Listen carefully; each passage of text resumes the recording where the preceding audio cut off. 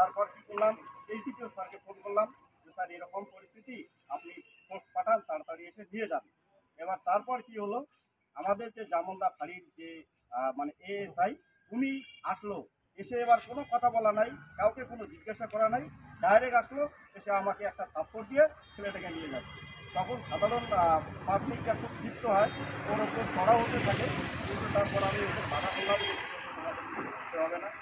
তারপর আমরা মানে আজকে যেমন আমরা একটা পদক্ষেপ নিয়েছি যে মেট্রিকগঞ্জ থানা আজকে আমরা ঘেরাও করতাম, কিন্তু এই এডিশনাল স্যার আমাকে ফোন করে, আমাদের জননেতা মানে বংশীবদন ডাঙরিয়াকে ফোন করে অনুরোধ করে যে মানে ঘেরাও করতে হবে না, মেট্রিকগঞ্জ থানা ঘেরাও করতে হবে না, উনি যা ব্যবস্থা নেওয়ার ব্যবস্থা নেবে, যার জন্য এখানে আসতে বলে আর কি। তা আমরা এখানে আলোচনা করলাম কালকের যে বিষয়টা, এতদিন আমরা পুলিশকে আমি যেটা সম্মান করতাম, আমি পুলিশকে সহযোগিতা করতাম, পুলিশকে যে কালকে যে কাজটা করেছি সেটা পুলিশকে সহযোগিতা করতাম, কিন্তু কালকের ঘটনার পর থেকে, ওই পুলিশ অফিসারের ঘটনার পর থেকে এখন পুলিশ নামটা শুনলেই আমার ঘৃণা আসছে, মানে এমন পরিবর্তন হচ্ছে আর কি। আমার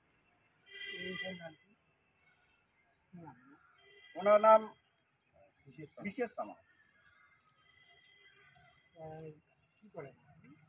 আমি ক্রিকেটার কোচবিহার পিপলস অ্যাসোসিয়েশনের সাংগঠনিক সম্পাদক, মেট্রিকগঞ্জ ব্লক কমিটির সেক্রেটারি, আর আমি রাজনীতি।